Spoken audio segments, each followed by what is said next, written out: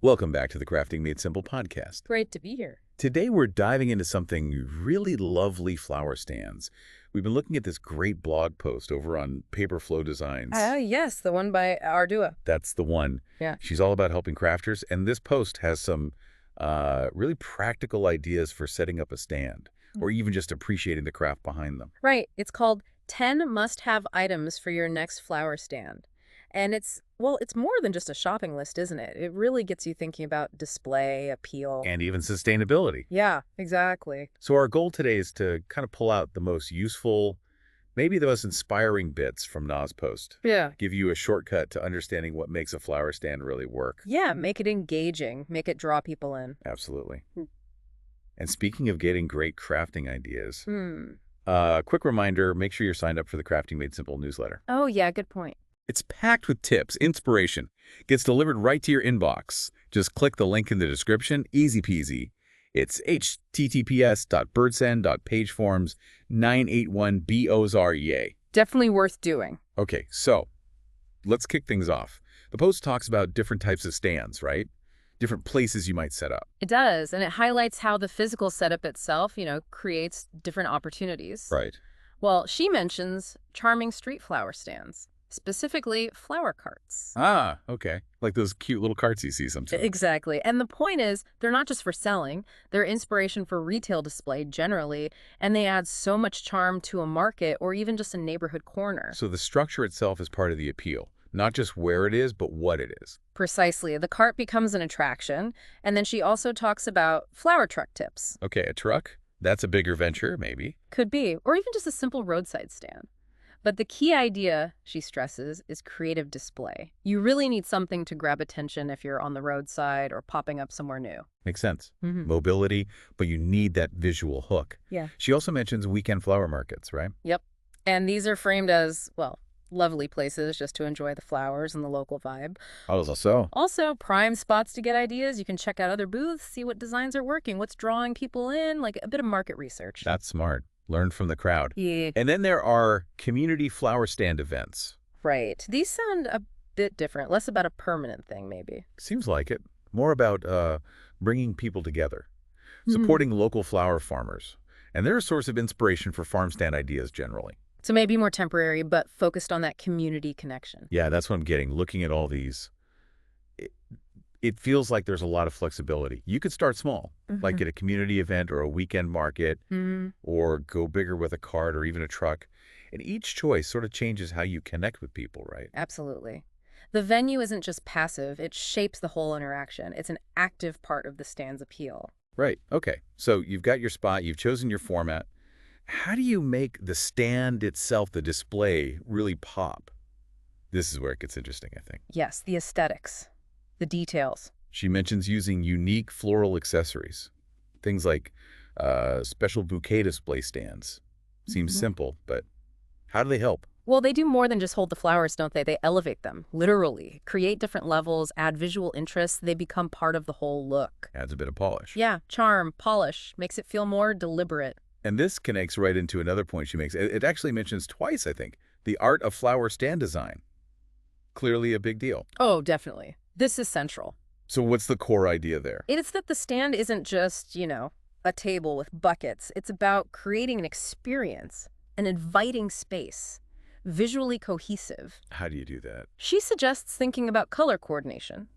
Using tiered displays, like those stands we mentioned. Yeah. Bringing in textures with things like rustic crates. Ah, okay. So mixing materials, heights. Exactly. Using natural materials, varying the heights so your eye moves around, maybe placing your most stunning flower strategically. It's all about making it look appealing, making people want to stop and look closer. Not just a jumble of flowers. Right. It enhances the customer experience, makes it feel curated, thoughtful. Good design isn't just pretty. It can really make a difference. It turns it into more of a destination, maybe, not just a quick purchase. I think so. And related to that, she brings up exotic floral varieties. Ooh, okay. Like what? She mentions things like proteas. Those big dramatic ones. Yeah. And birds of paradise, orchids, anthuriums, things that aren't your everyday bunch. So stepping beyond the usual suspect. Exactly. They bring in bold colors, unusual shapes. The idea is they add a wow factor. They attract curious customers looking for something different. And maybe they allow for a higher price point. That's part of it too, yes. They can be positioned as premium products. Unique blooms often justify a higher value. So if we connect all that, the accessories, the overall design thinking, the choice of flowers, it all works together. Absolutely. It draws people in, makes the stand memorable, and it definitely influences the perceived value, doesn't it? It really makes you think how much that visual effort translates into what someone feels the flowers are actually worth. It's significant. We respond to beauty, to things that feel special. A well-designed stand taps right into that. It really shows that putting in that extra thought on presentation pays off, whether you're selling or just, setting up something beautiful for yourself. Okay, let's shift gears slightly. The third area is about adding value beyond just the fresh flowers. Right, diversifying the offering a bit, getting creative. Like focusing on seasonal flower arrangements. Point number 3. Yeah, this seems straightforward but important. Showcasing what's best right now. Spring bulbs, summer blooms. It leverages that natural beauty. And those bursts of color probably grab attention easily. They do. It feels timely, fresh, connects to the season. Okay. And then point 4 is DIY flower arrangement workshops. That sounds fun. Selling an experience, really. Totally. It's a way for customers to learn something new, get hands-on, plus it positions you as the expert, right? Good point. And it could build a little community around your stand. Definitely. Adds another way to connect and maybe another income stream too. Smart. Okay, and then number 5.